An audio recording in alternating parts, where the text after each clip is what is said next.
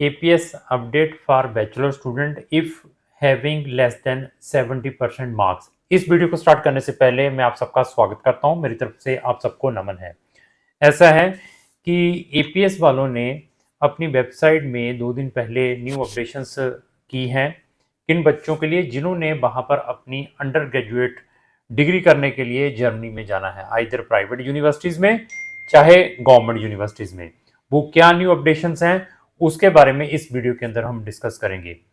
तो मैं इस वीडियो में थोड़ा सा और भी टच करूंगा कि जैसे आप वहां पर प्राइवेट यूनिवर्सिटीज़ में अपना एडमिशन डालते हैं, कहीं पर भी they are not bothered about your percentage. Either आप यूके में डालते हैं, आइदर आप पोलैंड में डालते हैं, आइदर आप माल्टा में डालते हैं, आइदर आप साइप्रस में डालते हैं, they are not bothered about your percentage. But अभी ये देखिए कि जर्मनी एक ऐसी कंट्री बन चुका है, यहाँ पर डिमांड बहुत ज़्यादा बढ़ चुकी है वहाँ पर पब्लिक यूनिवर्सिटीज़ में एडमिशन की। तो दैट रीज़न जर्मनी के पास बहुत सारी एप्लीकेशन स्टूडेंट्स की पड़ रही हैं। तो वहाँ पर भी बहुत सारी प्राइवेट यूनिवर्सिटीज़ हैं जिसके ट्रैप में बहुत सारे बच्चे आए हुए हैं गलत कंसल्टेंटों के थ्रू। तो वहाँ की भी private universities they are not bothered कि आपके परसेंटेज कितने हैं। आप 50% वाले हैं तो आपको भी ऐसे ही ट्रीट किया जाता है जिसके 90% है, उसको भी एडमिशन प्राइवेट देती है, 50% वाले को भी देती है।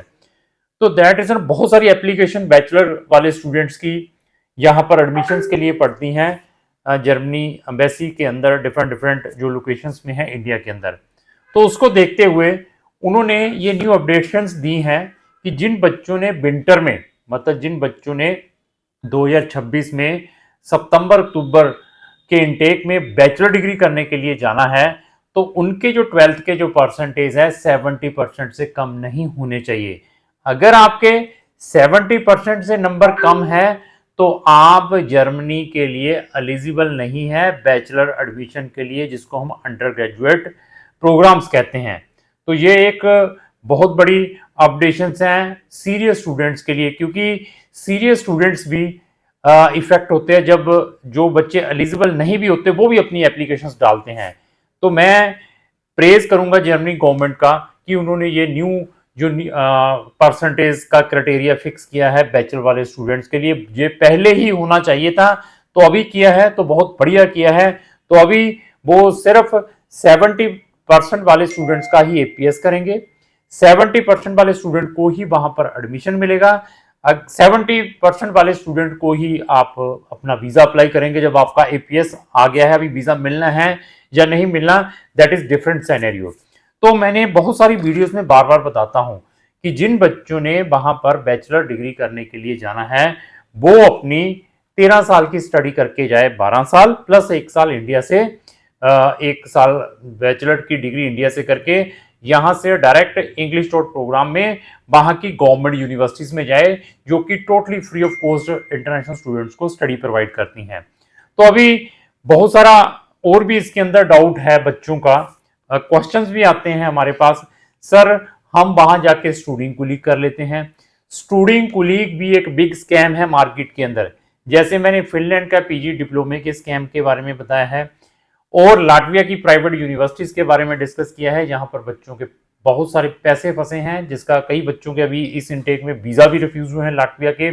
और मैं माल्टा को भी बार बार कहता हूं कि वहां पर प्राइवेट यूनिवर्सिटीज में मत डालो, प्राइवेट कॉलेजेस में मत डालो, आप अपने पैसे और टाइम वेस्ट कर रहे हैं। पोलैंड में भी ऐसे ही है। तो यहां पर भी यही चीज चल रही है कि बच्चों के वहां की प्राइवेट यूनिवर्सिटीज में एडमिशन डाले जाते हैं स्टूडिंग कुलीग की। आपने यहाँ पर अपना स्टूडिंग कुलीग करना, जिसकी फीस 6-7 हज़ार 9 हज़ार यूरो से स्टार्ट होती है, जो कि मैं किसी भी बच्चे को रिकमेंड नहीं करता है।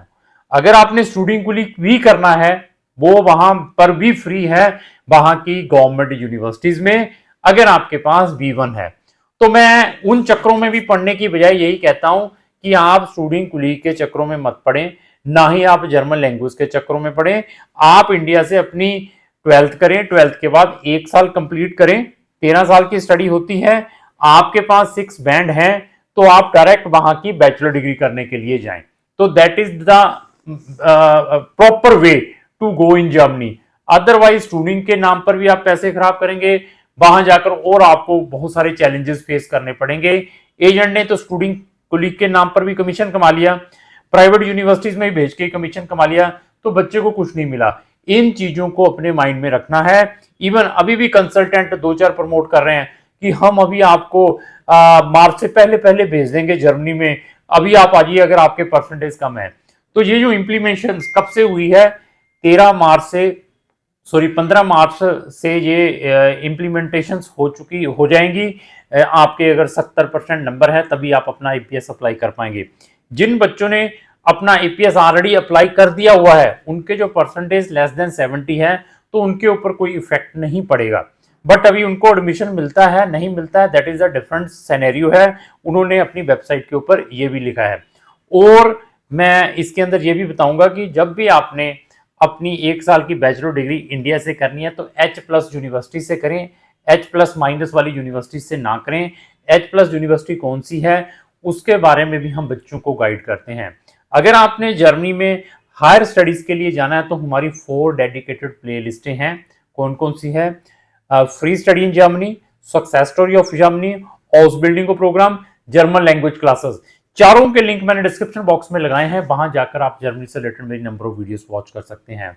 तो जर्मनी का जो विंटर इनटेक है, जिन्होंने सितंबर अक्टूबर में जाना है, तो बहुत सारी यूनिवर्सिटीज के पोर्टल ओपन हो चुके हैं। अगर आपने अप्लाई करना है तो आप हमें भी संपर्क कर सकते हैं।